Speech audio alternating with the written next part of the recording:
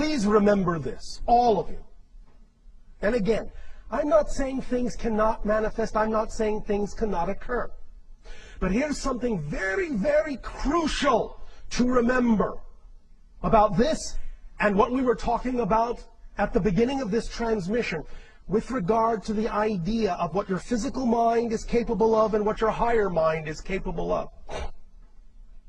We know that many of you have these visions, these dreams of what you desire in your lives. And you create this image, this picture of that perfect representation of that reality. And you aim for that and you go for that. And that's what excites you. And that's your passion. And that's all well and good. But understand this very clearly. The best possible version your physical mind is capable of imagining is the least possible version your higher mind can imagine. So don't stop the higher mind by saying, that's the best I can get. Let the higher mind give you more than you believed you could get. Because if you insist that the picture the physical mind gets is the best that can happen, you're actually limiting what might even be in a more amazing way the higher mind could bring it about. By saying, that's it, that's what I can get. And thus you put conditions and limitations and expectations on the higher mind that prevent it from giving you something beyond what you imagined. So the best that you can imagine with the physical mind is the least way in which it will happen. Go out into the world with that understanding and start to see what happens. The best you can imagine is the least possible way it will occur. Not the best, the least. And then feel the true power you have in allowance and letting it come to you, if you can handle it. Does that make sense? Yes, yes, yes. It makes a lot of sense. And the allowing part, is there anything else about allowing? Big, big, big part of it. Because again, remember, you don't have to make things happen. Things already work.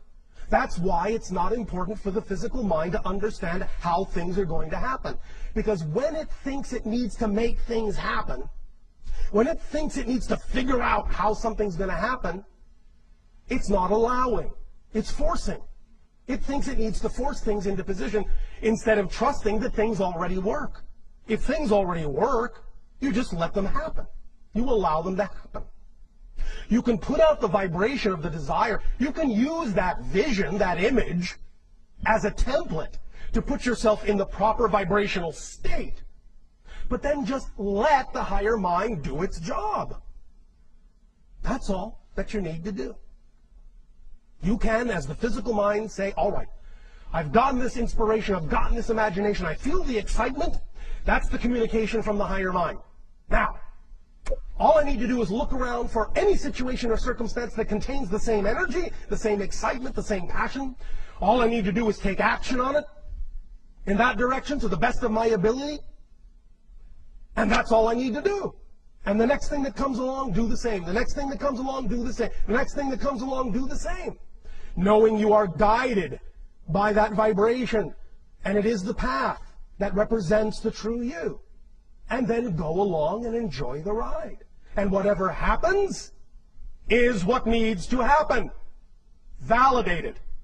Give it the positive meaning you prefer to, even if you don't understand how it could serve you that way. Give it that meaning. And allow it to show you how it serves you. Remember, you cannot experience what you are not the vibration of. So if you're not the vibration of allowance, if you're not the vibration of positive meaning, how can anything reflect back to you in a positive, allowing way? You understand? Yes, so if you're not the vibration, how do you allow that vibration? How do you... By getting in touch with whatever beliefs and definitions you would have that would get you to react to something in a way you don't prefer to. It's a simple question.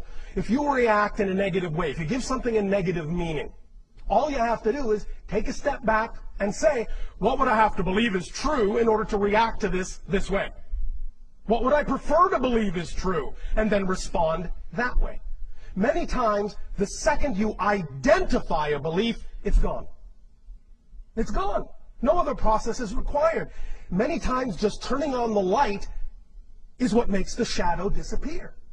But you have to allow yourself to investigate. And the easiest question is, what would I have to believe is true about my relationship to this thing that I would react to it in a negative way? Find out what that belief is. Find out where it came from.